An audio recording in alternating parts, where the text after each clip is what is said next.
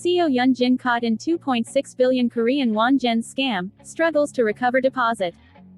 Renowned South Korean actress Seo Hyun Jin has reportedly become a victim of a significant financial setback due to a Jeonse rental scam involving a luxury villa in Seoul's affluent Cheongdam-dong, Gangnam-gu.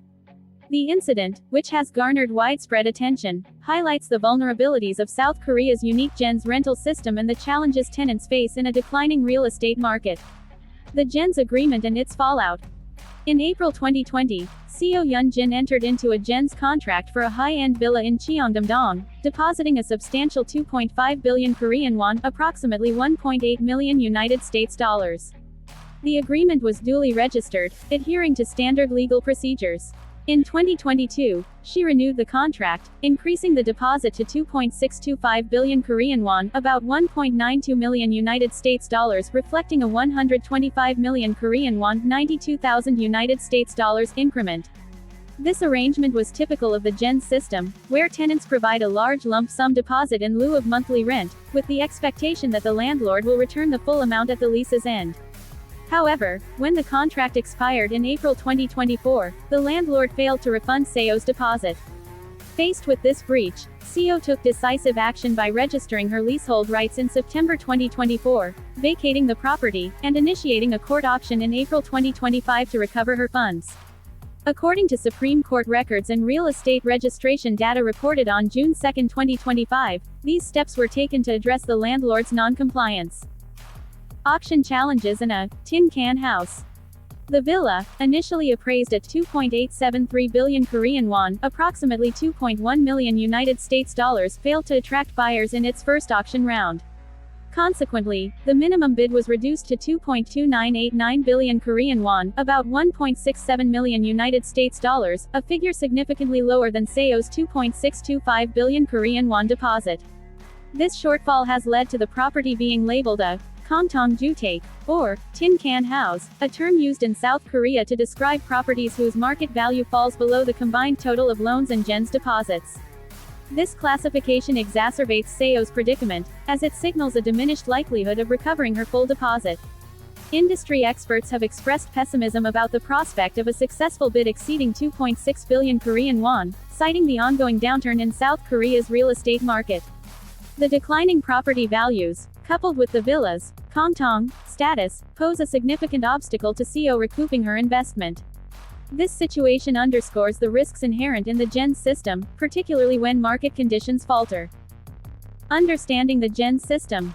Jeonse is a distinctive South Korean rental system where tenants pay a substantial upfront deposit, typically 50% to 80% of the property's value, instead of monthly rent. The landlord holds this deposit for the lease term, usually 2 years, and is legally obligated to return it in full upon the tenant's departure. During the lease, landlords can invest the deposit or earn interest, effectively treating it as an interest-free loan.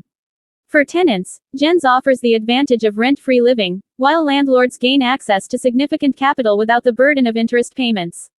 However, the system's reliance on the landlord's ability to refund the deposit leaves tenants vulnerable to fraud or financial insolvency, as seen in Seo's case.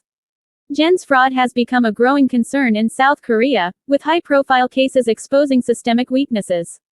In 2023 alone, police uncovered over 4,000 cases of Jeonse scams, resulting in financial damages totaling 510.5 billion Korean won, approximately 300 million United States dollars. Such frauds often involve landlords leveraging tenant deposits to purchase additional properties, only to default on refunds when market conditions decline or personal debts mount. Agency response and Seo's resilience. When approached for comment, Seo Hyun Jin's agency, Management Soup, adopted a reserved stance, stating, "It is difficult to confirm as it is a matter of her private life." This response reflects the sensitive nature of the issue and the agency's reluctance to disclose details about Seo's personal financial matters. Despite this personal setback, Seo Hyun Jin remains focused on her professional endeavors. She is preparing for her return to television with the upcoming drama Love Me, a Korean adaptation of a Swedish series that explores the dynamics of a relatable yet flawed family navigating love and personal growth. Her commitment to her craft amidst these challenges highlights her resilience and dedication to her career. Broader implications. Seo Hyun Jin's experience sheds light on the broader vulnerabilities of the Jeonse system, particularly in a cooling real estate market.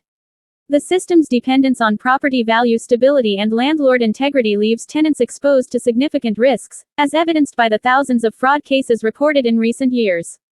Legislative efforts, such as a 2023 amendment allowing public disclosure of bad landlords, and proposed special laws to prioritize fraud victims in property auctions, aim to address these issues, but challenges persist. As Seo awaits the outcome of the villa's auction, scheduled for June 17, 2025, at the Seoul Central District Court, her case serves as a stark reminder of the financial and emotional toll of Jen's fraud. The outcome of this auction will determine whether she can recover her substantial deposit or face a significant financial loss, underscoring the precarious nature of South Korea's unique rental system in today's economic climate.